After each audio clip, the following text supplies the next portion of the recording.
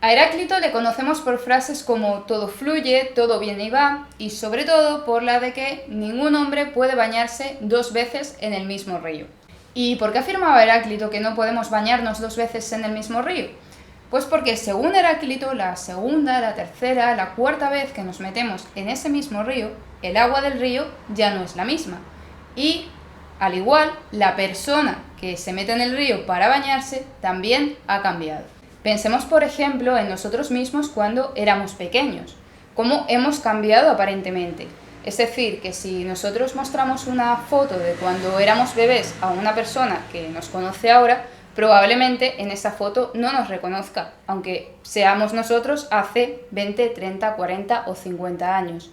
Pero no solo hemos cambiado físicamente, no solamente nos hemos desarrollado, hemos crecido, hemos cambiado de cuerpo, nos hemos podido dejar el pelo corto o dejarlo largo, etc. Sino que también a lo largo de la vida hemos cambiado de opiniones, de sentimientos, de maneras de entender la vida, de formas de expresarnos, de aficiones, de gustos, etc. Es decir, que a lo mejor de pequeños, por ejemplo, nos encantaba jugar al fútbol y era como lo más para nosotros. Y sin embargo ahora, pues a lo mejor el fútbol no nos gusta o hemos adquirido unas nuevas aficiones que antes de pequeños no teníamos.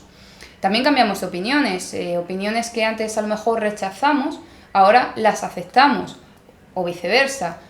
También cambiamos de sentimientos. Si por ejemplo hace unos años o incluso ayer querías muchísimo a una persona, a lo mejor esa persona te ha hecho algo o ha pasado cualquier cosa y ahora las ves con otros ojos, te puede causar indiferencia o incluso rechazo u odio, etc.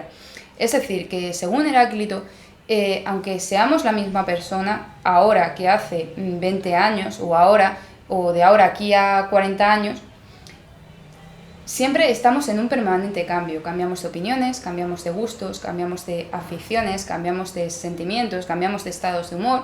Hoy nos podemos levantar con una alegría estupenda y mañana estar hechos un asco, etc. Es decir, que todo va cambiando, todo fluye. Nada permanece, dirá Heráclito. Entonces, todo lo que existió en un pasado no existe ahora, en la actualidad. Y lo que existe ahora, de aquí a unos pocos o muchos años, no existirá en un futuro.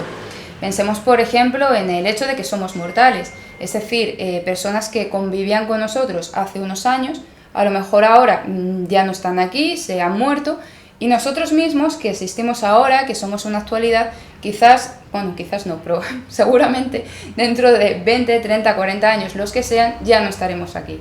No estaremos en un futuro. Entonces, por esto dice Heráclito que todo viene y va, que nada permanece. Uno de los conceptos fundamentales en la filosofía de Heráclito es el concepto de tiempo. Y dice Heráclito que en el momento en el que entendamos qué es el tiempo, podremos comprender el devenir. El devenir es un proceso que sufren todas las cosas que existen, un proceso en el que éstas se transforman. Y cuando me refiero a todas las cosas que existen, que todas las cosas que existen están en devenir, Heráclito se refiere tanto pues, a las plantas como a los animales, como a los seres humanos, como a una mesa, etc. Entonces, ¿qué proceso de transformación sufre, por ejemplo, una planta? Pues desde que el agricultor siembra una semilla y luego pasa el tiempo, de esa semilla va creciendo un tallo, luego pasa el tiempo y de ese tallo pues crecerá un árbol, ese árbol en otoño a lo mejor pierde sus hojas, en primavera florece, ese árbol da frutos, es decir, que se va transformando, que va cambiando a lo largo del tiempo. Lo mismo pasa a los animales y a nosotros como personas. Vamos cambiando desde que nacemos del vientre de nuestra madre hasta que morimos. Vamos sufriendo una serie de transformaciones, tanto aparentes, como pueden ser el cambio de aspecto físico, como transformaciones internas, como el cambio de opiniones, cambio de sentimientos, cambios de pareceres, de aficiones, de gustos, etc.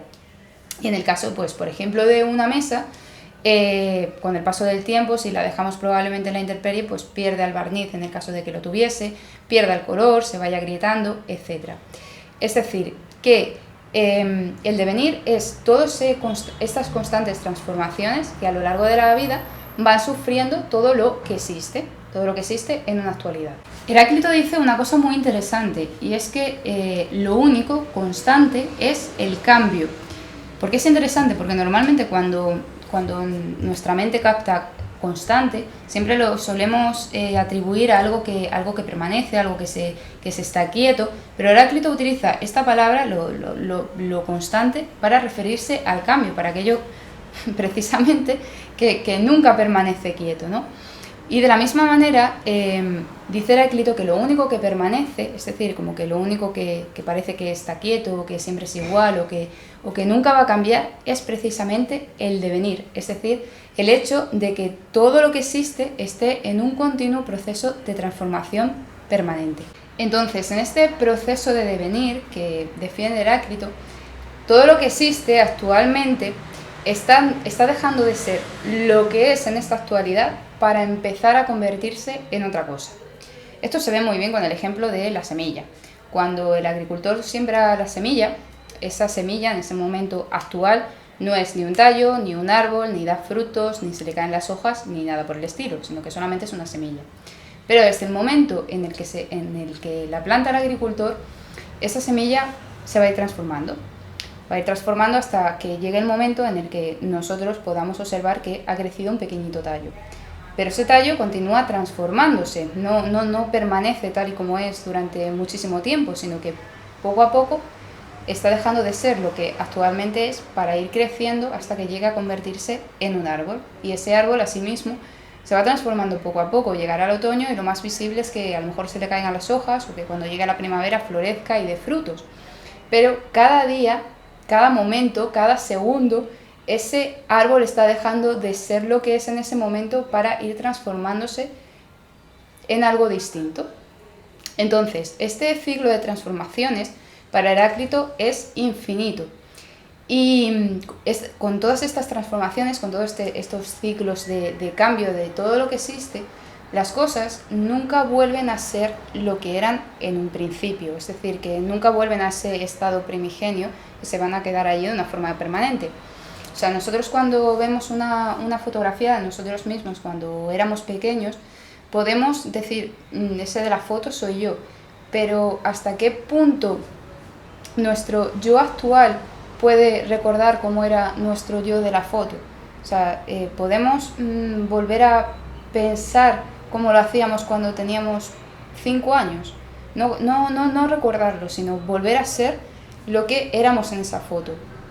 Cómo éramos con 5 o 6 años o cómo éramos como bebés. Podemos volver a eso. Heráclito dice que no, que sí, nosotros somos el de la foto, pero de alguna manera ya no somos él, sino que nos hemos convertido en otra persona. Entonces, todo lo que existe se encuentra en un perpetuo movimiento y este devenir, este ciclo de transformaciones, podemos encontrarlo tanto fuera como dentro de nosotros mismos. Fuera de nosotros mismos, pues por ejemplo sería el ciclo de las 4 estaciones, el ciclo del crecimiento, desde el nacimiento hasta la vejez, es la vida y la muerte también, esa vida que se renueva con las sucesivas generaciones cuando las anteriores van muriendo y que se repite de una forma continua, de una forma cíclica hasta el infinito. Pero también, como habíamos visto antes, el devenir se encuentra dentro de nosotros mismos, porque no tenemos siempre las mismas opiniones o los mismos sentimientos o el mismo estado de humor. El estado de humor quizá se vea un poquito más fácil. No todos los días, ni siquiera durante el día, en todo momento, tenemos el mismo humor. Podemos levantarnos eufóricos y que de repente nos entre la nostalgia porque nos hemos acordado de algo, o que nos pongamos tristes porque nos ha sucedido alguna cosa. Es decir, que siempre estamos en un proceso de cambio. No permanece nada, ni un sentimiento, ni una opinión, aunque sea más o menos estable a lo largo del tiempo, sino que pues si tenemos una opinión y antes no teníamos mucha formación para defenderla, quizás probablemente vayamos aprendiendo cosas para poder sustentarla un poco mejor, aunque la opinión siga siendo la misma. Según Heráclito, es a partir de esta lucha, de esta oposición entre contrarios, cómo podemos entender la armonía. Porque al fin y al cabo, la armonía y la discordia vienen a ser lo mismo. Es decir, no podríamos entender la armonía si no fuese a través de dos conceptos que son opuestos. Si pensamos en un sentido musical, sin el agudo y sin lo grave. Si no hubiese agudo y grave, que son conceptos entre sí contrarios u opuestos, no podríamos entender lo que es la armonía. Porque al fin y al cabo, armonía y discordia vienen a ser lo mismo. Es decir, nosotros no podríamos entender lo que es el día si no existiese la noche. No podríamos entender lo que es la alegría si no existiese la tristeza. No podríamos entender lo que es la enfermedad si no existiese la salud. Pero al fin y al cabo, salud, enfermedad, noche y día, alegría, tristeza, vienen a ser uno y lo mismo. De la misma manera que el camino hacia arriba es también al mismo tiempo el camino hacia abajo. Es decir, que armonía sin discordia no podría entenderse, porque son al fin y al cabo uno y lo mismo. Nosotros valoramos la salud cuando estamos enfermos, o podemos comprender o podemos acordarnos de la época en la que estuvimos alegres precisamente cuando estamos tristes. Es decir, que estos pares de conceptos opuestos se necesitan el uno al otro, porque no podríamos entender uno sin el otro. Por lo tanto, la armonía y la discordia, que son conceptos opuestos, no existirían el uno sin el otro. Si no hubiese armonía, no existiría discordia. Por lo que dice Heráclito, armonía y discordia, al fin y al cabo, son uno y lo mismo. Pero es que además pensemos que cada opuesto retorna a su contrario. Lo frío, por ejemplo, se calienta y lo caliente otra vez vuelve a enfriarse. Pensemos, por ejemplo, sacamos una Coca-Cola de la nevera que está fría. La tenemos fuera de la nevera durante un tiempo y esa Coca-Cola se calienta. Una vez caliente, volvemos a meterla otra vez en el frigorífico y esa Coca-Cola se vuelve a enfriar. Lo húmedo también se hace seco y lo seco se humedece de nuevo. Pensemos, por ejemplo, que cuando llueve la tierra se moja y luego cuando de repente sale el sol y pasa un tiempo prudente, esa tierra que estaba húmeda vuelve de nuevo a estar seca. Entonces, lo importante es que para Heráclito la armonía no la entiende como la síntesis de los opuestos, como una conciliación de los opuestos, sino que la armonía se da precisamente en la oposición, y es en la oposición, en la discordia entre esos pares de conceptos opuestos, cómo podemos entender la armonía. Por eso, para Heráclito, cuando investigó cuál podía ser el principio que dio origen a todo lo que existía, el elemento que a partir de él se originó todo lo demás, pensó en el fuego. Pero tomemos el fuego no en un sentido material, es decir, como algo que podemos ver, como algo que podemos tocar, como algo que ocupa un lugar en el espacio, sino que tenemos que pensar en el fuego como un elemento más místico o simbólico que material. Es decir, el fuego, por sus propias características, simboliza el cambio y el devenir, porque el fuego es, a su vez, un elemento destructor, como cuando se produce un incendio en un bosque que destruye todo lo que hay a su paso, pero también es un elemento transformador, es decir, gracias al fuego, cuando se descubrió el fuego, se pudo transformar la naturaleza. Y a su vez, el fuego, de la misma manera que se origina, que comienza, también se apaga o también se extingue. Para Heráclito, este devenir no es caótico, sino que sigue un orden, sigue lo que dice Heráclito, una medida. Es decir, que a la primavera no le sigue cualquier otra estación, sino que siempre le va a seguir el verano. Entonces, para Heráclito, todo este ciclo de transformaciones, todo este ciclo infinito de cambios, siempre tiene un orden. Y este orden lo podemos conocer o podemos acceder a él a través de la razón, a través del logos. Recordemos que para los antiguos griegos el logos significaba fundamentalmente dos cosas. En primer lugar, el discurso razonado, el discurso argumentativo, el discurso filosófico, al fin y al cabo, pero también designaba el orden que existe en la naturaleza, esa ley natural que rige todo lo que acontece en el mundo y que según Heráclito podemos descubrirlo o podemos llegar a él a través de la razón. Para Heráclito el ser humano es capaz de conocer este logos, esta razón, esta ley universal que lo rige todo y que da un orden a todo lo que existe. ¿Y cómo podemos conocer este logos? Pues según Heráclito a través de la investigación.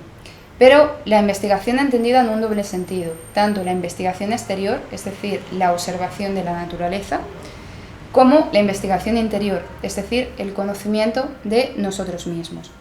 Entonces, a través de la investigación, dice Heráclito que podemos llegar a comprender este logos, esta ley universal que lo rige todo, este orden que existe en la naturaleza, y cuando lleguemos a conocer este logos, dice Heráclito, todo esto que a simple vista nos parece caótico, que no tiene un orden, que no tiene un sentido, que no le encontramos un porqué a todo lo que ocurre, en el momento en el que lleguemos a comprender ese logos universal, esa ley suprema que lo rige todo, podremos comprender la realidad y podremos dar un sentido a todo lo que existe.